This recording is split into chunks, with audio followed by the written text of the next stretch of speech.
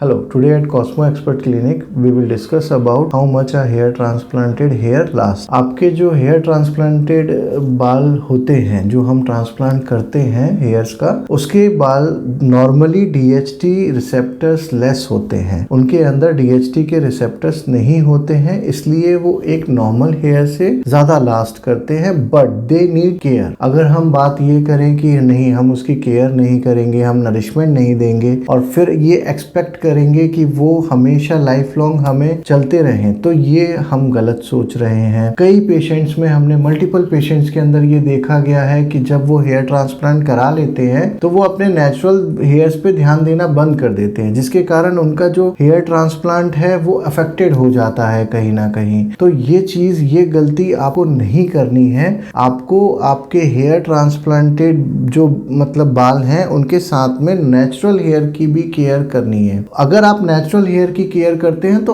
Ultimately वो hair transplanted जो बाल हैं वो अपने आप ही उनको केयर मिल जाती है. दूसरी बात करें, ये हेयर ट्रांसप्लांटेड जो बाल होते हैं ये आपके करीब 60 इयर्स तक चलते हैं. नॉर्मली ये इस तरीके से शेड नहीं होते कि ट्रांसप्लांट किया और ये शेड हो गए. ये शेड होने के पीछे या तो आपको कोई डिजीज हो जाए, है ना, कई तरीके की सोरियासिस होती है, सेबोरिक डर्मेटाइटिस सीवियर कंडीशन की होती है, ऐसी मल्टीपल डिजीजेस हो जाए आपको, तो ये आपको प्रॉब्लम क्रिएट हो सकती है. फिर ये हेयर लॉस आपको देखने को मिल सकता है. या फिर हेयर ट्रांसप्लांट गलत तरीके से किया गया हो, सेबेशियस ग्लैंड होती हैं हेयर्स के अंदर, उन सेबेशियस ग्लैंड को बाहर ही छोड़ दिया गया, प्रॉपरली इंसर्ट नहीं किया गया, है ना, तो आपके हेयर ट्रांसप्लांट रिजल्ट अफेक्टेड हो जाता है. कई केसेस में ऐसा भी देखा गया है. इसीलिए हम ये बोलते हैं कि आप जहां से भी हेयर ट्रांसप्लांट कराएं वो एक ऑथोराइज्ड और एक्सपीरियंस चेन होनी चाहिए, ना कि किसी क्रूक और किसी न्यू कमर या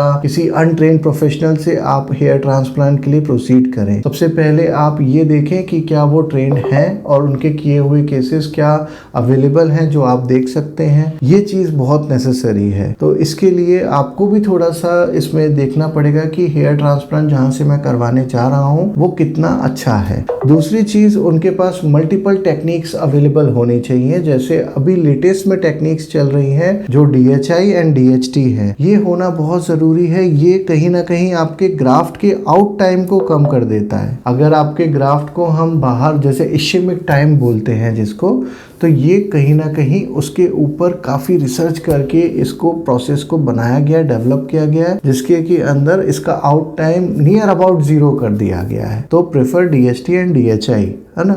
ये पुरानी FUT FUE प्रोसेस जो थी उनसे थोड़ा सा एडवांस वर्जन है इसका. अब हम बात करें कि आपको इसकी केयर के लिए और क्या करना चाहिए. कई लोग पूछते हैं क्या हम ऑयल कर सकते हैं हेयर ट्रांसप्लांटेड बालों को. हाँ, कर सकते हैं आप ऑयलिंग, कोई दिक्कत नहीं है. कई लोग ये जानना चाहते हैं कि क्या हेयर कलर किए जा सकते हैं. हाँ, हेयर कलर भी आप यूज कर सकते हैं. अच्छी कंपनी का लोरियल वगैरह का आप हेयर कलर यूज करें, that will be much better. और आप अगर चाहें तो आप इसकी कटिंग भी करा सकते हैं, ट्रिमिंग भी करा सकते हैं. ये सब अवेलेबल ऑप्शंस आपके पास होते हैं हेयर ट्रांसप्लांटेड हेयर में. और इसीलिए ये किसी भी एनी अदर मीन, जो भी इसके अलग जो ट्रीटमेंट्स हैं उससे थोड़ा सा कहीं ना कहीं बेटर है. If you are bald then you can definitely go for hair transplant. Thank you.